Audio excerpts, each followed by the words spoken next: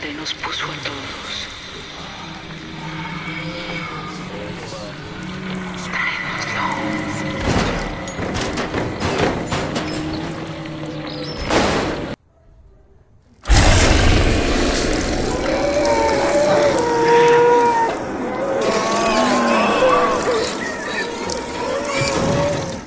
Tigers are not afraid, also known as Vuelven in Mexico, which is odd. The literal translation should be Los tigros no tienen miedo, but instead it's Vuelven, which translates to they return, which I guess on one hand makes sense, since this is a ghost story, but also doesn't given the film's heavy focus on tigers as metaphors. I don't know. Anyway, semantics aside, this is a movie released in 2017 in Mexico and had a wider US release back in 2019. I was looking for something to watch, and this has been on my Shudder list for a while now, so I went ahead and checked it out. And oh boy, if you'd like dark content surrounding little kids going through awful tragedies, then this is the movie for you. In all seriousness though, this is a very atmospheric, dark fantasy crime thriller with some supernatural elements and ghost appearances thrown in. The focus, however, is on the journey of these young children going through these terrible, terrible things. The film follows a young girl in Mexico City named Estrella who is given 3 pieces of chalk by her teacher during a school shooting caused by gang warfare, that her teacher tells her will grant her 3 wishes. When Estrella returns home, she finds her mother has disappeared. Eventually, she leaves her home to join an extremely young gang of kids as they try to escape being killed by a gangster politician and drug runner named El Chino, because they have something he wants. I really like the setting here. Mexico City isn't always portrayed in such a harsh light, and the focus on gang warfare and drug cartels, while sometimes overdone, is well represented here, I think. It was interesting to see such an adult story focused around youngsters and how they bond together through tragedy, cruelty, danger, grief, and trauma. It's not always realistic, but it still finds a very emotional way regardless.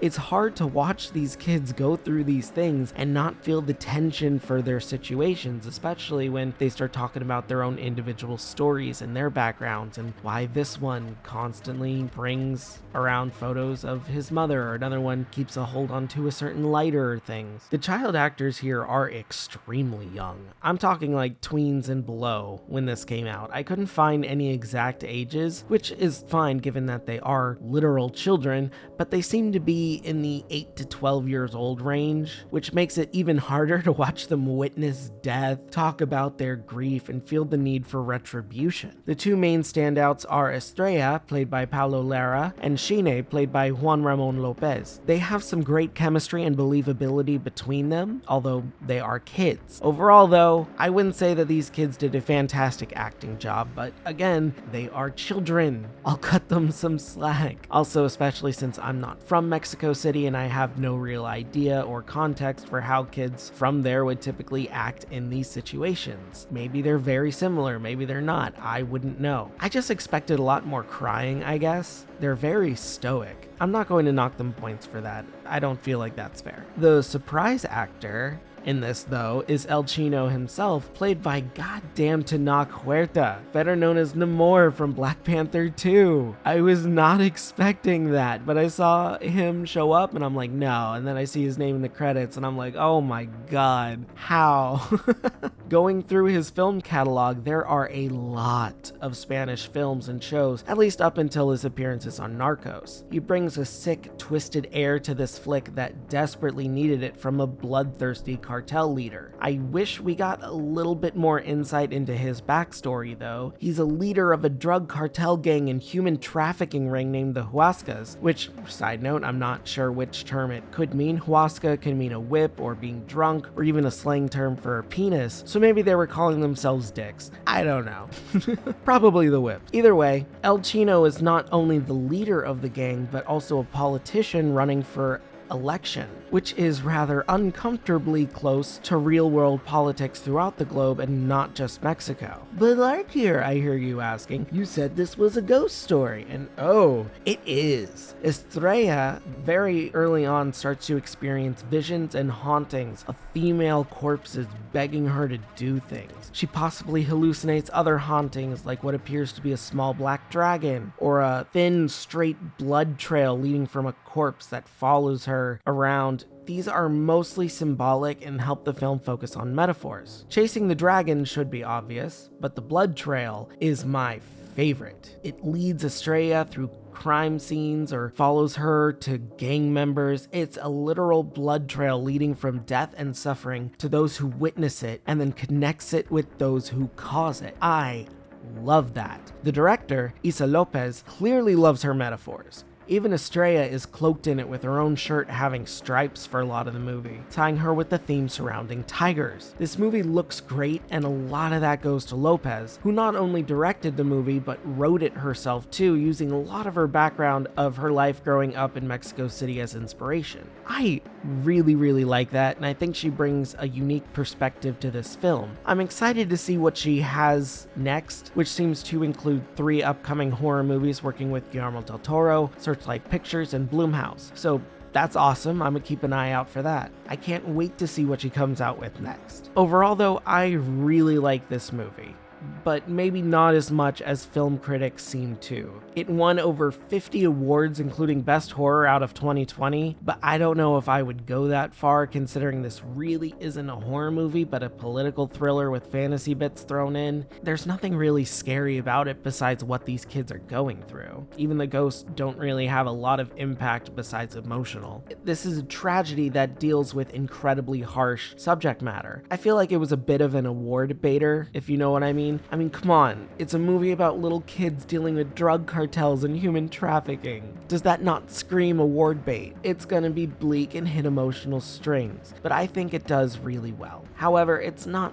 a perfect film. For one, I think the pacing is a little too fast. At only 83 minutes long, it certainly could have expanded on characters more and the strife they deal with or dealt with, and had the kids being kids for more than a couple of scenes, which I feel would have made the harsher reality a bit more of a gut punch. This easily could have stretched this to maybe 105 minutes without feeling like filler, so I'm hoping Lopez takes a step back and slows down just a little bit with her future projects. I wish the horror in this was a little bit more leaned into. The ghosts look cool, the effects are pretty strong for a budget of only around $575K, but I would have liked just a bit more ghost scenes here or there. Maybe just put them in the background so that it feels like a constant presence instead of just whenever Estrella's by herself. Also, just a nitpick, but it's funny how this movie ends without really wrapping up any follow-up. It's a great ending, don't get me wrong, but the fates of certain characters remains ambiguous because they quite literally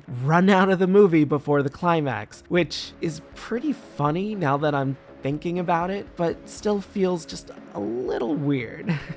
I'm a bit torn, all things considered. I like this movie. I recommend it, but on the other hand, it also frustrates me slightly and feels over-awarded. I think it's solid, but I don't think there's anything too unique after that besides the subject material. I say definitely give it a watch though, if you can handle that, and look forward to more of Isa Lopez's works. Ultimately, Tigers Are Not Afraid gets an 8 out of 10 from me.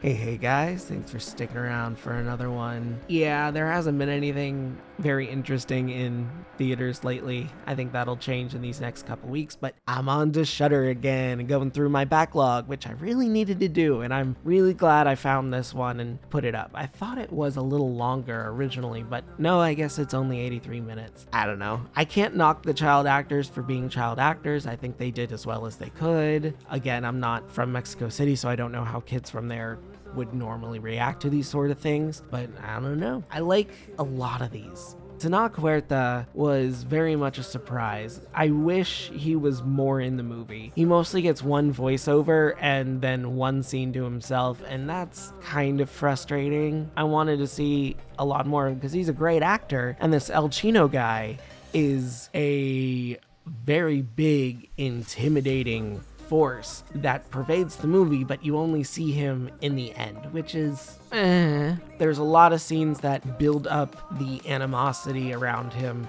and what he can do and what he's capable of and the history behind him, but I want to learn more. I want to know, how the hell did he get put into a position where he can run for office and cops won't do anything, normal people won't do anything, school shootings will happen and nothing will... Well, that is America, I guess, but that's getting a little too real. I don't know. I'm not saying it doesn't happen, but it definitely does happen, but I just wish there was a little bit more backstory in this movie to go into it and to why he thought that would be a good idea. I don't know. I feel like that would be a pretty bad idea on a world stage, but whatever. What do you guys think? Did you check out this movie? I definitely recommend it. I know it's been out for a few years now. Let me know in the comments below. Don't forget to like the video, subscribe, ring that bell so you don't miss a video, and yeah, tell me more stuff in the comments below. Follow my socials there down in the corner. It helps me grow. And yeah, that's it. Have a great day, and if you're not, have a better one. See ya.